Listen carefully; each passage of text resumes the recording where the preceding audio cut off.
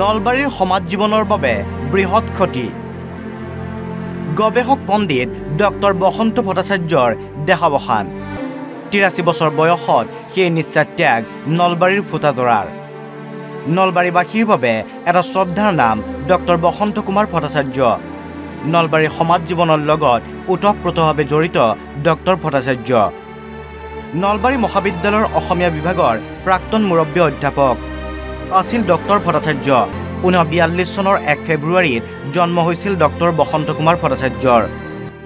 পিতৃ আদ্যনাথ ভট্টাচাৰ্য আৰু মাতৃ লক্ষ্মীপ্ৰিয়া দেৱীৰ ঔৰসত জন্ম লাভ কৰা ডক্টৰ বসন্ত কুমাৰ ভট্টাচাৰ্যই পৰৱৰ্তী সময়ত লোকসাহিত্যৰ গৱেষক পণ্ডিত এগৰাকী সুসাহিত্যিক হিচাপে খ্যাতি লাভ কৰিছিল ৮০খনৰো অধিক গ্ৰন্থ ৰচনা কৰিছে ডক্টৰ ভট্টাচাৰ্যই জন্মভূমি বাউখিয়াপাৰত ডক্টৰ ভট্টাচাৰ্যই 1973 চনত উত্তৰ পূব ধৰ্মপুৰ এমই স্কুল প্ৰতিষ্ঠা কৰিছিল ডক্টৰ ভট্টাচাৰ্যৰ প্ৰচেষ্টাতে সেই এমই স্কুলখন অসমী হাইস্কুল বালিজান নামেৰে উন্নীত হৈছিল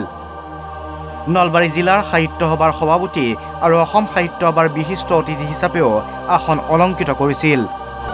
2017 চনত সাহিত্যাচাৰ্য সন্মানো লাভ কৰিছিল ডক্টৰ বসন্ত কুমাৰ ভট্টাচাৰ্যই এগৰাকী সুনাট্যকাৰ হিচাপেও সুনাম আছিল ডক্টৰ ভট্টাচাৰ্যৰ ডক্টৰ বসন্ত কুমাৰ ভট্টাচাৰ্যৰ মৃত্যুত মুখ্যমন্ত্ৰী ডক্টৰ হিমন্ত বিশ্ব শৰ্মাৰো শোক প্ৰকাশ ইফালে সেই শ্ৰদ্ধা জনাবলৈ উপস্থিত হয় নলবাৰী বিধায়ক তথা মন্ত্ৰী জয়ন্ত মল্ল বৰুৱা আজি গোটেই অসমবাসীৰ বাবে এটা ডাঙৰ দুখ খবৰ আৰু নলবাৰীবাসীতো শোকত ম্ৰিয়মান আমাৰ সকলোৰে গৌৰৱ সাহিত্যাচাৰ্য বসন্ত কুমাৰ ভট্টাচাৰ্য আমাৰ মাজৰ পৰা হেৰাই যোৱাটো নিশ্চয়কৈ তেওঁ প্ৰায় ২.৫ মাহ ধৰি শয্যাশায়ী হৈ আছিল তথাপিতো সকলোৱে আশা ৰাখিছিল যে সুন্দৰভাৱে সুস্থ হৈ আহিব কিন্তু আজি ৰাতিপুৱা তেখেতে শেষ নিশ্বাস ত্যাগ কৰিলে আমি সকলোৱে আশা ৰাখিছোঁ যে তেখেতৰ বিদেহ আত্মা স্বৰ্গগামী হওক আমি শোকসন্তপ্ত পৰিয়ালবৰ্গলৈ সমবেদনা জ্ঞাপন কৰিছোঁ ডক্টৰ ভট্টাচাৰ্যলৈ শ্ৰদ্ধা জনাই নলবাৰী জিলা সাহিত্য সভাৰ লগতে শাখাসমূহে পতাকা অৰ্ধনমিত ৰাখে ছাৰ আমাৰ নলবাৰী জিলা সাহিত্যৰ প্ৰাক্তন সভাপতি আছিলে আৰু ছাৰক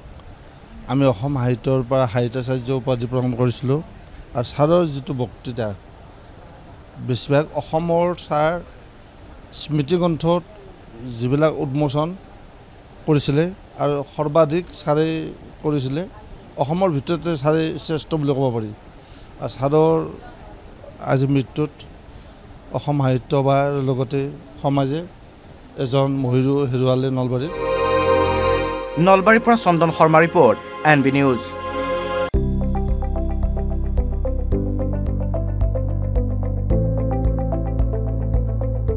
NB নিউজ সহজ সৰল ভাষাত নৱভাৰতৰ কথা